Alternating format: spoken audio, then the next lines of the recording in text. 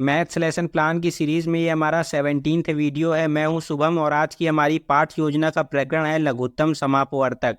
तो चलिए शुरू करते हैं।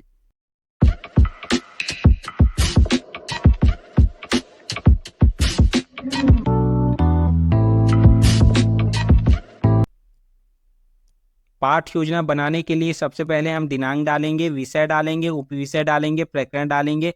विषय में हमारा गणित है, उपविषय में हमारा अंकगणित है, प्रकरण में हमारा लघुत्तम समापवर्तक है। उसके बाद हम कक्षा डालेंगे, चक्र यानी पीरियड डालेंगे, अवधि यानी पीरियड का समय डालेंगे। उसके बाद हमारी अगली हेडिंग पड़ेगी शिक्षण प्रशिक्षण केंद्र। शिक्षण प्रशिक्षण केंद्र में हम अपने विद्यालय का नाम डालेंगे जहाँ ये पाठ हम पढ़ाएंगे। उसके बाद चलिए हम आगे चलते हैं।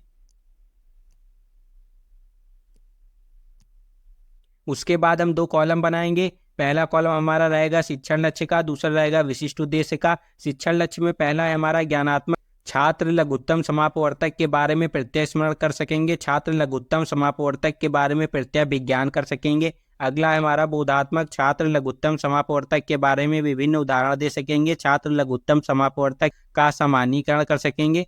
अगला है हमारा अनुप्रयोगात्मक। छात्र लघुत्तम समापवर्तक को विश्लेषित कर सकेंगे। छात्र लघुत्तम समापवर्तक को सुनिश्चित कर सकेंगे। अगला है हमारा कौशलात्मक।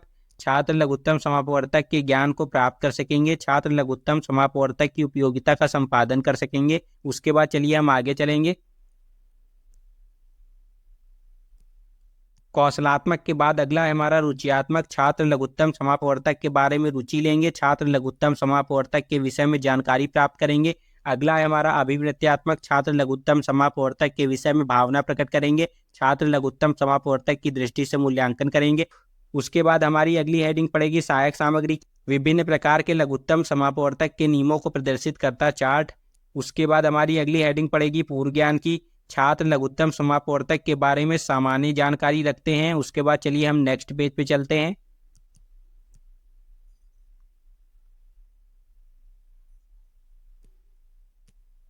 नेक्स्ट पेज में हम 2 पेजेस का यूज करके 7 कॉलम्स बनाएंगे। पहला कॉलम हमारा रहेगा शिक्षण बिंदु का, दूसरा रहेगा छात्रों में अपेक्षित व्यवहारगत परिवर्तन, तीसरा रहेगा छात्राध्यापक या छात्राध्यापिका क्रियाएं, चौथा रहेगा छात्र छात्रा क्रियाएं, पांचवा रहेगा शिक्षण विधि प्रविधि, छठवां रहेगा सहायक सामग्री, सातवां रहेगा श्यामपट्ट सारांश।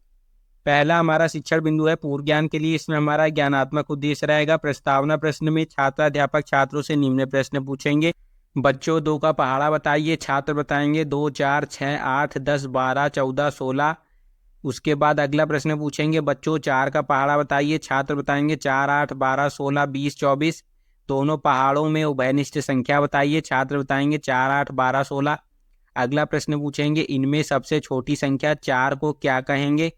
छात्र इसमें मौन हो जाएंगे। ये हमारा समस्यात्मक प्रश्न हो जाएगा। ये विधि हमारी प्रश्नोत्तर विधि हो जाएगी। उसके बाद अगली हेडिंग पड़ेगी उद्देश्य कथन। बच्चों आज हम लघुत्तम समापवर्तक के बारे में विस्तार पूर्वक अध्ययन करेंगे। उसके बाद हम हेडिंग डालेंगे प्रस्तुतिकरण। छात्राध्यापक छात्रों से निम्नलिखित प्रश्न पूछेंगे। उसके बाद हम छात्रों से विकासात्मक प्रश्न पूछेंगे 1, 2, 3, 4 ये क्या है। छात्र बताएंगे प्राकृतिक संख्या है। अगला प्रश्न पूछेंगे किसी संख्या को प्राकृतिक संख्याओं से गुणा करने पर जो संख्याएं प्राप्त होती हैं क्या कहलाती हैं। छात्र इसमें मौन हो जाएंगे। ये हमारा समस्यात्मक प्रश्न हो जाएगा। ये विधि हमारी प्रश्नोत्तर विधि हो जाएगी। उसके बाद चलिए हम अपने अगले शिक्षण बिंदु पे चलेंगे।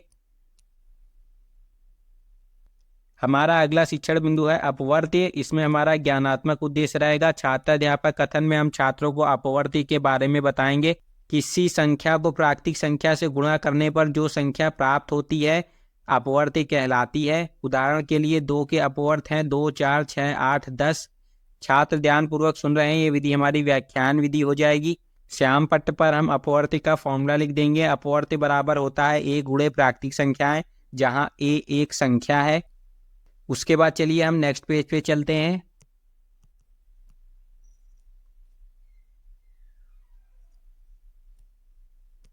नेक्स्ट पेज में हम छात्रों से आवृत्ति प्रश्न पूछेंगे। 3 के अपवर्त्य लिखिए। छात्र बताएंगे 3, 6, 9, 12, 15। अगला प्रश्न पूछेंगे 4 के अपवर्त्य लिखिए। छात्र बताएंगे 4, 8, 12, 16, 20। ये विधि हमारी प्रश्नोत्तर विधि हो जाएगी। हमारा अगला शिक्षण बिंदु है समापवर्त्य। इसमें हमारा बोधात्मक उद्देश्य है। छात्राध्यापक कथन में हम छात्रों को समापवर्त्य के बारे में बताएंगे। जो सभी में समाहित हों समापवर्त्य कहलाता है। उदाहरण के लिए 2, 3, 4 के अपवर्त्य में 12, 24, 36 तीनों में उभयनिष्ठ है, अतः 2, 3, 4 के समापवर्ती 12, 24, 36 होंगे। छात्र ध्यान पूर्वक सुन रहे हैं, ये विधि हमारी व्याख्यान विधि हो जाएगी। श्याम पट्ट पर हम 2, 3, 4 के अपवर्ती लिख देंगे। उसके बाद हम अगली हेडिंग डालेंगे आवृत्ति प्रश्न। 3 तथा 4 के अपवर्तियों में समापवर्ती बताइए। छात्र बताएंगे 12, 24, 36।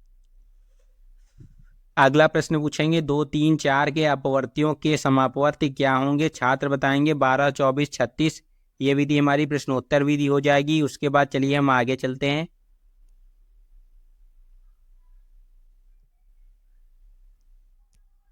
हमारा अगला शिक्षण बिंदु है लघुत्तम समापवर्तक। इसमें हमारा रुचियात्मक उद्देश्य रहे। उसके बाद हम छात्राध्यापक कथन डालेंगे।